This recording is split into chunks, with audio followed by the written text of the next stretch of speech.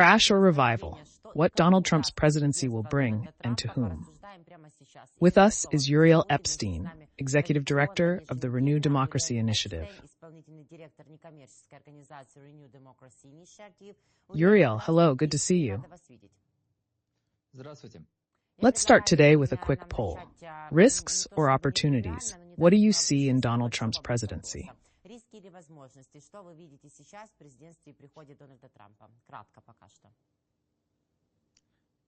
So far, most of what I see are risks. Yes, opportunities can certainly arise as well, but he as a person is completely unpredictable. But look, we can only judge him on what he said he was going to do.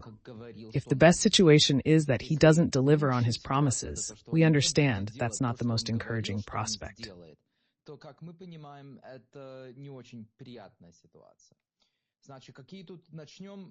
Let's start with the risks and end on a positive note. What are the risks? First, there are huge risks here for our American allies, because we know that Donald Trump has little respect for the other leaders of the free world.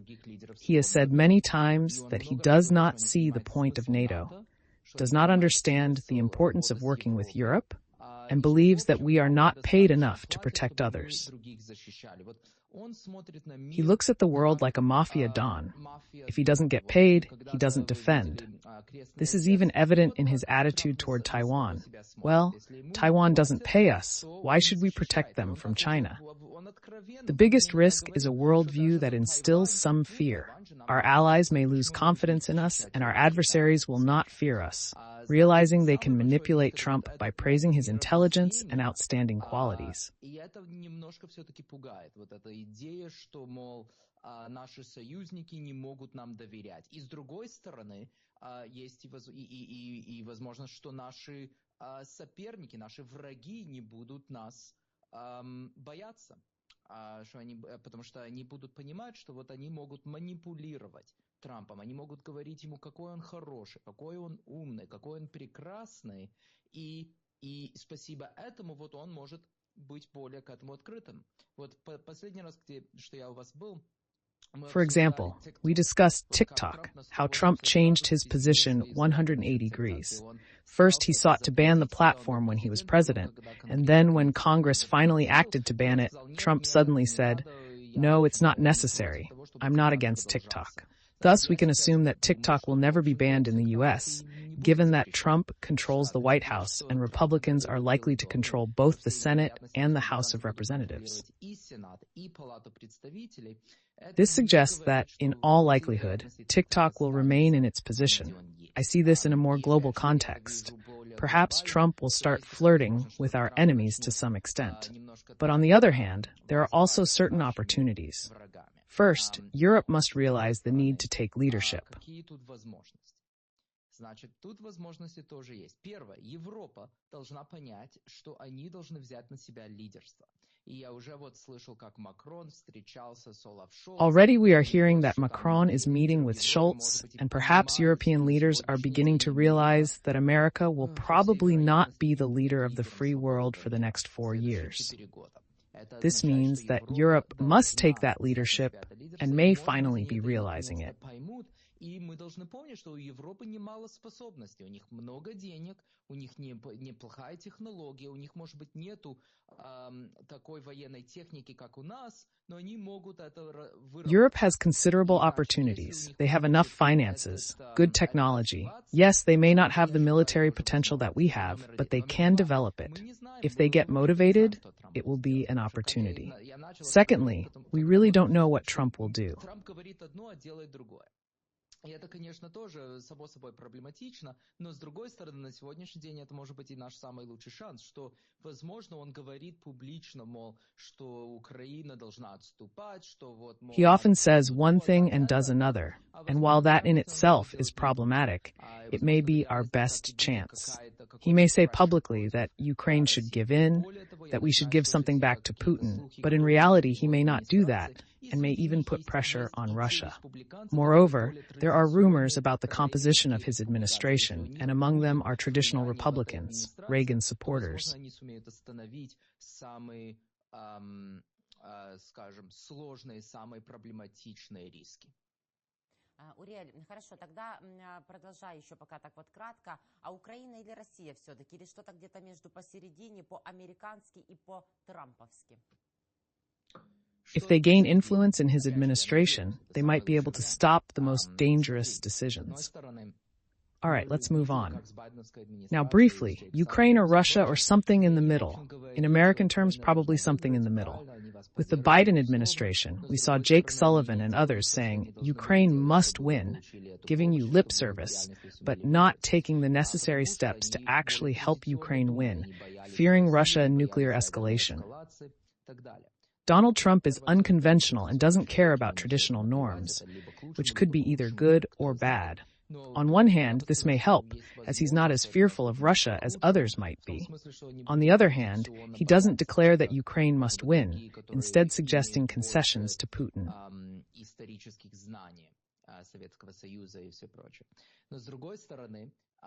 Мы, конечно, видим, что он этого не говорит. Он не говорит, что Украина должна выиграть. Наоборот, он говорит, что, мол, So, what do I think needs to be done? What are the next steps? Значит, что я думаю будет? Что надо делать? Какие тут следующие шаги?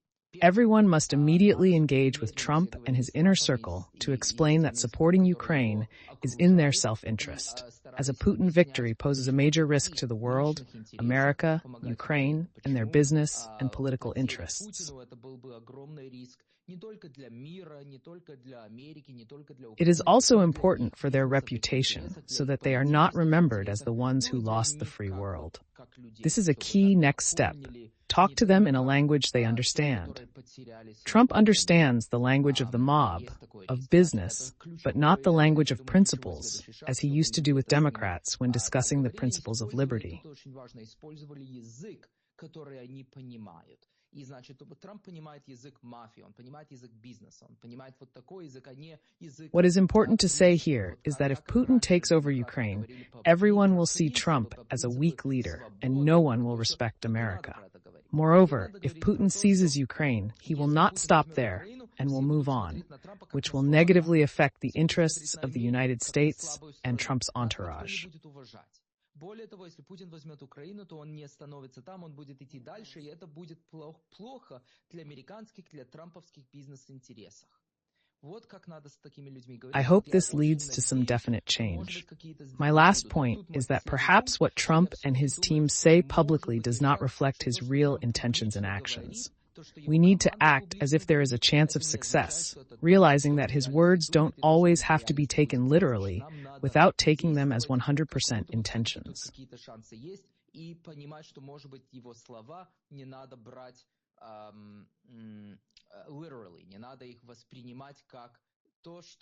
Will China destroy or just contain?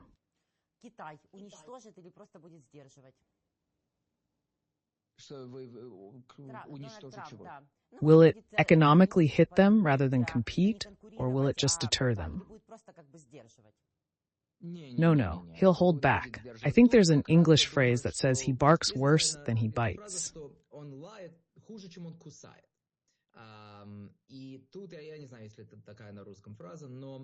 Here, I don't know if it's a similar phrase in Russian, but he spoke very aggressively against China. Yes, when he was president, he said a lot of things, but in reality, he did relatively little. Yes, he tried to change things on trade wars, and things like that, but in the end, he didn't do it. Furthermore, he recently appeared in an interview with Joe Rogan and said that he respects Xi Jinping because he controls 1 billion people. This shows that there is a definite understanding between him and the Chinese leader. И это показывает, что тут есть между ним и лидером в Китае, что тут не все разногласия, что они соглашаются, я думаю, в некоторых политических вещах, и это как раз и я вижу в этом риск.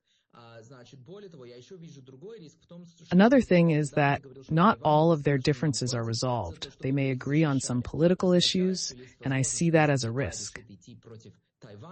Moreover, he recently said that Taiwan doesn't pay enough for us to defend it. And that raises the possibility that if China decides to go after Taiwan, America may not defend Taiwan. But on the other hand, there are also possibilities. Trump is publicly speaking. His rhetoric against China is very strong, and if he does what he says, it could be positive.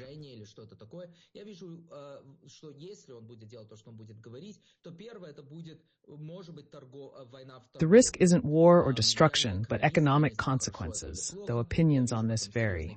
Another concern is international security. Will we allow China to control Africa, pursue Taiwan, and dominate the Far East? The key will be his administration's makeup, which will reveal his direction. Будем ли мы продолжать позволять Китаю контролировать Африку?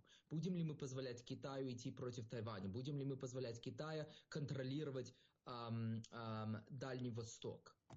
И вот тут это все такие большие вопросы. И увидим, опять же, кто Трамп будет нанимать на свою администрацию. Я думаю, что это нам даст какие-то намеки, в какую сторону он будет идти. Будет ли он просто отдавать... Will he give a lot to China, or will he stand up to it? Another risk is that he will be willing to go to war with China, but I don't think that's a serious risk. I don't think there will be a direct clash between the U.S. and China. Will Trump succeed in making America great again in the next 4 years? Again, I don't think my opinion is a secret here.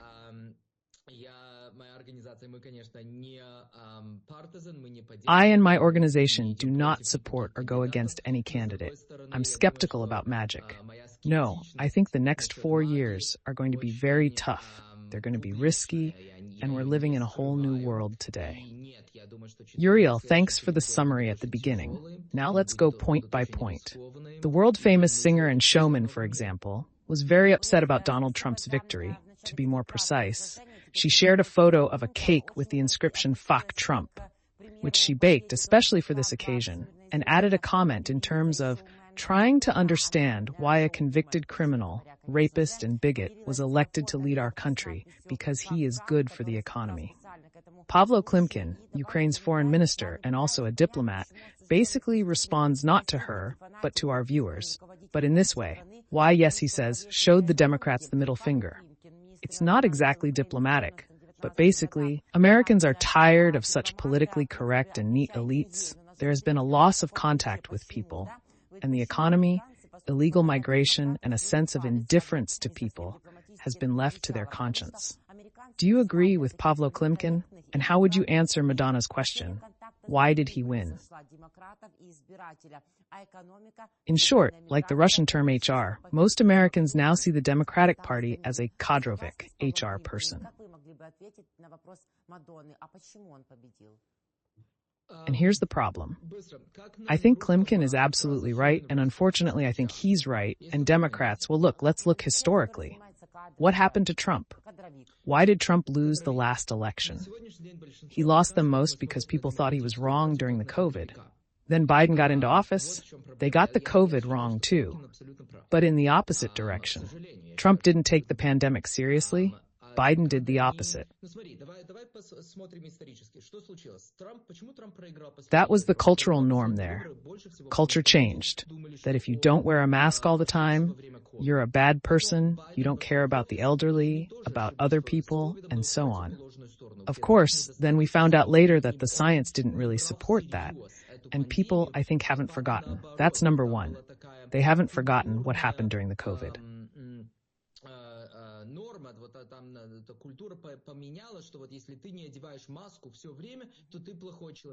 Then we saw those protests in 2021 when George Floyd was killed. And we saw those protests. But the problem is, it wasn't just protests, there was violence. Stores were being burned, streets were being burned. There was total chaos in the cities. And the Democrats didn't speak out against it enough. Let it happen, although they did stop it in some places. But unfortunately, not enough. That's item number 2. Now, item number 3 is economic. Inflation was quite high. Despite the fact that it went down last time, people have not felt it yet. And despite the fact that the economy is generally growing, You have to think about it psychologically. I look at my money. I have money in the market. It is growing because the market is growing. That's good. I see that I have more money in my account. That's great. Пункт номер 3 это, конечно, экономический. Это то, что инфляция была достаточно высокой, несмотря на то, что инфляция понизилась последний год. Люди этого пока еще не почувствовали. But how often do I look at the screen? Once a month at most, on the other hand. How often do I go to the store to buy eggs or milk? Once a week, minimum. Every time I go to buy groceries, I see that eggs have become 50% more expensive than they were a year or two ago. I can feel it, and psychologically, it has an impact. These three reasons have driven people away from the Democrats. Now, the fourth point that ties all the others together, and this point is the most important, information warfare.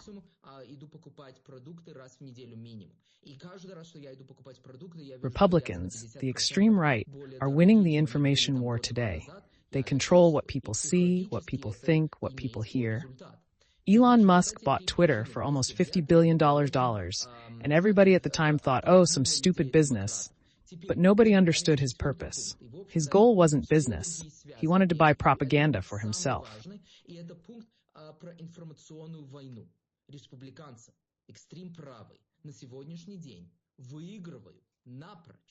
Информационную войну. Они контролируют то, что люди видят, то, что люди думают, то, что люди слышат.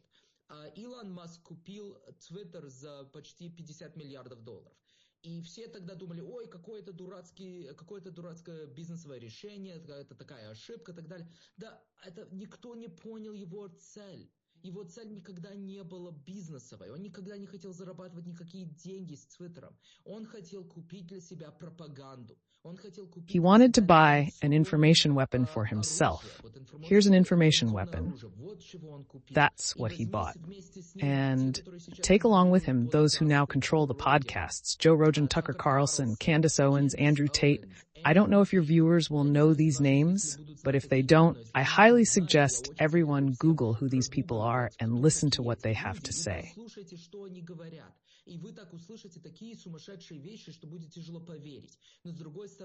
And you will hear such crazy things that it will be hard to believe it. But on the other hand, a lot of people believe it.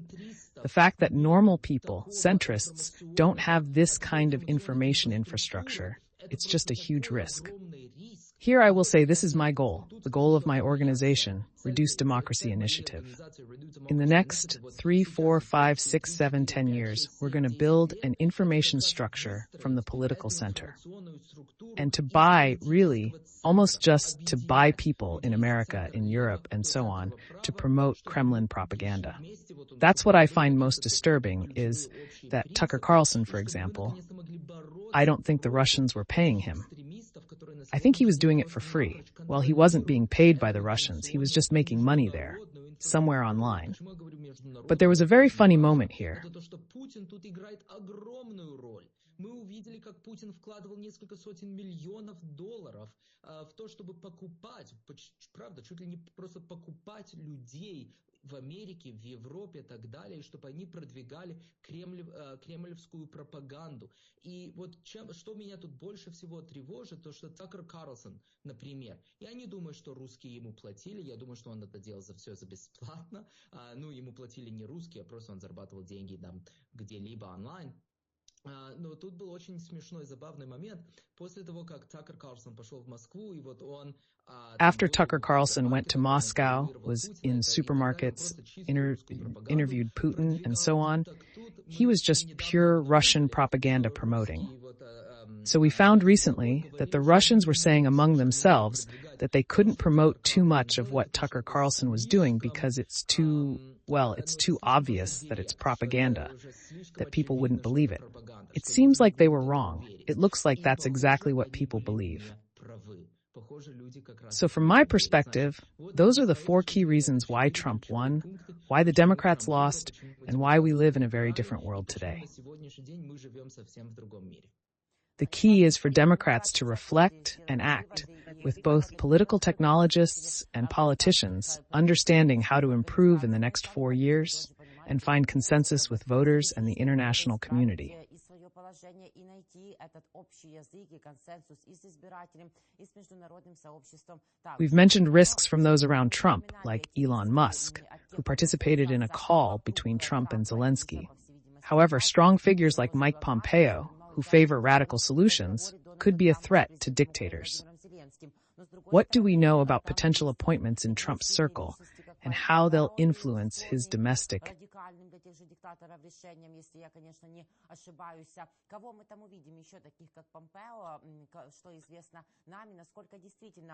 And foreign policies.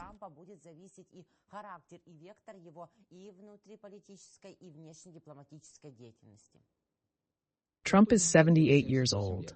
I don't think he'll work more than a few hours a day.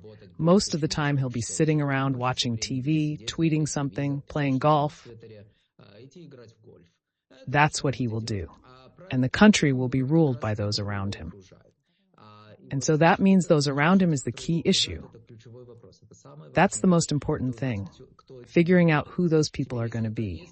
If it turns out to be Mike Pompeo or Mike Rogers or Vance, I don't know. Weird. But if it's going to be people like that, maybe it's not so bad. Maybe it's the best option because these people realize how dangerous dictators are and will fight against them. I really hope we see Mike Pompeo or someone like Rogers. But on the other hand, the fact that Elon Musk was on the call with your president is very disturbing to me because we can see that he deeply doesn't care about the free world and is willing to support dictators. What worries me most is that you depend on him. This is an unpleasant fact. Your army cannot operate effectively without his satellites, without Starlink. Where all this is going to lead is still unclear, because we see how often Elon Musk talks to Putin. The big question is what his vice president will do.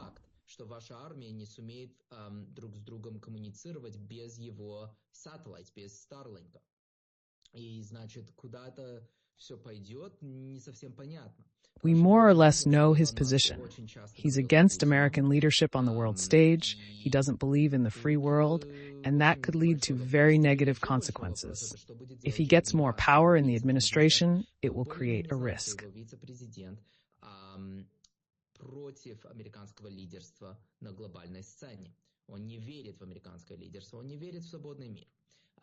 И это означает, что он может действовать очень негативно. But as it is, we'll soon find out. If the power ends up in the hands of people like Mike Pompeo, Vance, or Rogers, I don't think the world will change that much, and America will continue to play the international leadership game.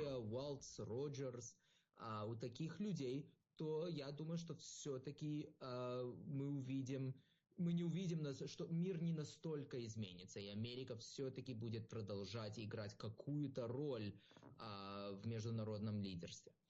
And if we see the likes of Carlson, Musk in power, then it's hard to predict what America's role will be. То будет наоборот. И тогда мне очень тяжело предвидеть, какую роль Америка будет играть. We won't be seeing Sullivan with you anymore.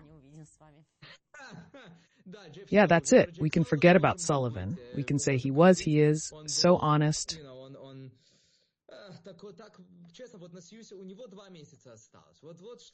He has 2 months left. That's what I don't understand. He has 2 months left now. He could do anything to help you, to strengthen some Ukrainian position, to strengthen the American role in the world.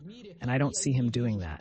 I remember I told you again last week or 2 weeks ago that I think there's a chance that Biden will do something in these 2 months. And I haven't heard anything from Biden on that. I haven't heard anything from Sullivan on that.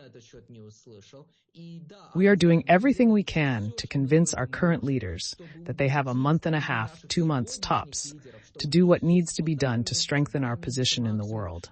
So far, I don't see them doing it.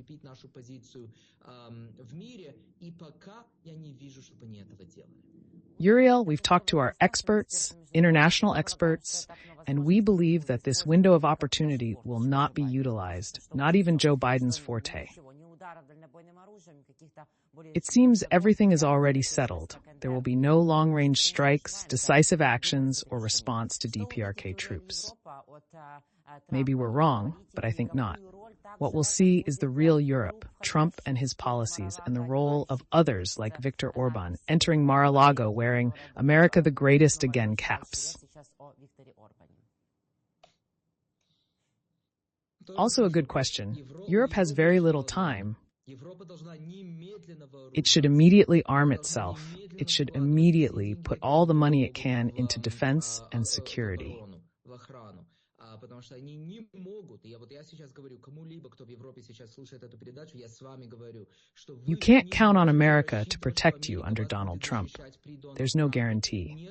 I've worked on these issues for 6 years and have never seen anything like this. Как раз над этими вопросами, и я никогда такого не видел. Тут нету никакой гарантии, что Америка там будет. There is no guarantee that America will defend Europe. You are alone now. You cannot count on America to save you. This means that if Russia advances further, it will be your responsibility to respond. You have to do it now, you have to arm yourselves, you have to invest in your armies and defense, and you have to unite, because no single European country can match America.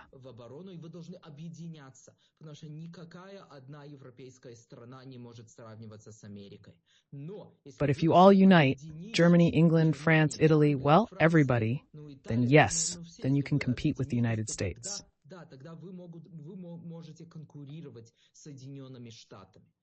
That's what I hope will happen in Europe. But again, it's unclear because we see that right now in Germany, it's absolute chaos. The government seems to be falling apart, and it's unclear who's going to win. And of course, if the extreme right-wing AfD wins in Germany, then it's absolutely hard to understand what's going to happen. And of course, a Trump win would probably motivate the extreme right in Europe, but we'll see. Because in England, there are normal centrist leaders. In France, Macron is more or less centrist. But on the other hand, according to the polls, he is very unpopular. Le Pen is much more popular at the moment. And it's not clear who can come after Macron. And so for the moment, Europe just has to realize that that's it. They're alone. And they're responsible not only for their own security, but perhaps for the security of the entire free world. The Telegraph tells us that one version of Trump's plan for Ukraine, of which there are already a myriad, calls for British and European troops to be stationed along the line of demarcation that will probably be created, and Ukraine must agree to postpone its ambitions to join NATO for 20 years. Европейских войск по линии разграничения, которая, возможно, будет создана, и Украина должна согласиться отложить свои амбиции по вступлению в НАТО на 20 лет как минимум. И сразу два у меня, не 20 вопросов. А почему британские и европейские, а не американские? И to postpone NATO membership. That could certainly be a verdict indeed by now. Or can we find some arguments to change Trump's mind on the NATO issue? Yes, Trump is, again, we can't believe what he says. Trump is a pure businessman and not a very outspoken businessman, which means that no, it's just for him. That starts from your first question, why not U.S. troops? Well, because Trump doesn't want to pay. Very simple. Why should we pay for it when someone else can pay for it? So it's very simple. And the second question, why do we have to wait 20 years? Again, nobody knows. So the first thing is that we have to realize that I am trying to be positive, that everything can change again in 4 years, even in 2 years. It's impossible to predict. So if people realize what they voted for, then maybe in 4 years we'll see an absolute upheaval like we saw in England. I remind people that in England there was once an election between Jeremy Corbyn, who was an extreme leftist, anti-Semite, communist, and Boris Johnson, who is, well, such a Trumpist. And so extreme left versus extreme right, and of course the right won, and that's not very surprising. And they won quite strongly, not like the Republicans won today, but even much stronger. And despite that, 6 years later, the center-left is back, and they have power in England like they've never had before. So things can change very quickly. So these 20 years, one, we have to remember that it's just for now. And the second thing is, yes, I think it can be traded, that it can be changed. I think it's possible to maybe persuade people like Trump or those around him that without guarantees like NATO, Putin will only move forward, that you can never guarantee a halt to Putin's ambitions without something like NATO. That's on the one hand. But on the other hand, I would advise you to focus on more concrete guarantees for today. Because again, the difference today between 20 years and 10 years with NATO, I think is not very big, frankly, because both of those are too far in the future. And what you need to focus on is literally the next 2 years, what you can advance here immediately. That means the more territory, the more weapons, the more defense, and don't think about more symbolic things like the promise of NATO in the future. And perhaps somehow see each other, or at least on the phone. But Trump doesn't call, even though he has already spoken to everyone in the world. He thinks that he is probably the one who will bend, although sitting at Valdai, he gave Trump nothing but compliments, sucking up to him wherever he could. Who needs this conversation and follow up more? At this point, Putin needs this conversation more. Trump has now entered the American government with unexpected power. He controls the entire American government, including our courts. So he has power to date that I don't think any president has had since World War II. That's true. Well, maybe Reagan had that kind of power, but overall, it's a very unique moment that a president has so much power.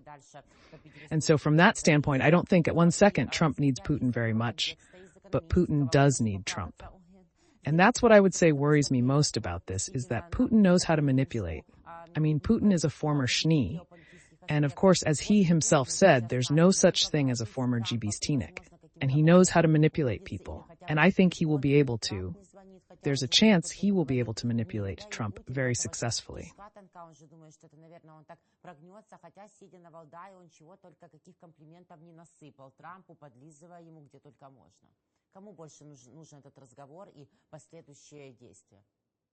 На сию секунду этот разговор нужен больше Путину. Трамп вошел сейчас в американское правительство с неожиданной властью. And he'll tell him how smart he is, how strong he is, how he's a genius, how he's absolutely vindicated now, and how he's won the whole thing, how he's, how he can suck it up. And then he'll be there. He'll be saying, come on, here we are, you and me. We're both strong men. We both understand everything. We both know everything.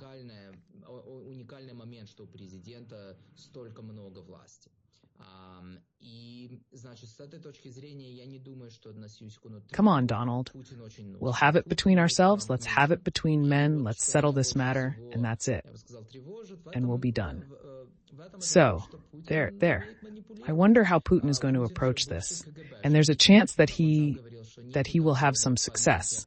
But there's still a chance that there won't be success. On the contrary, Trump will get angry, and oil prices will go up, and the sanctions will not go anywhere, because he also imposed them when he was in the first cadence in the White House. This option will also be painful for Putin. Yes, absolutely.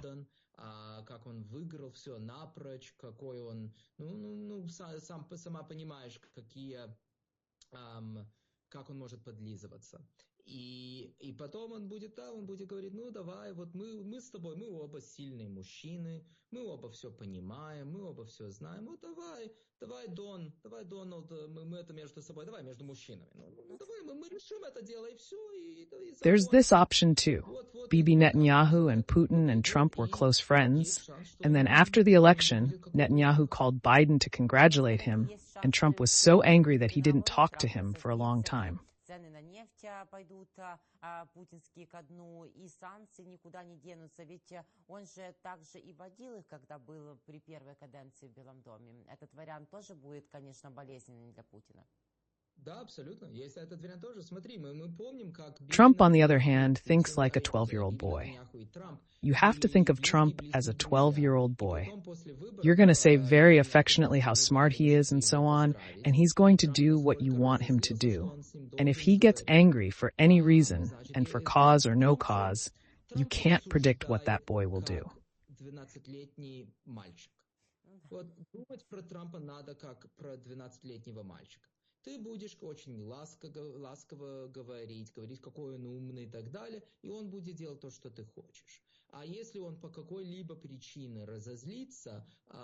Again, I'm being a little bit so humorous here, of course, but unfortunately, I think from a psychological standpoint, there's some ground here.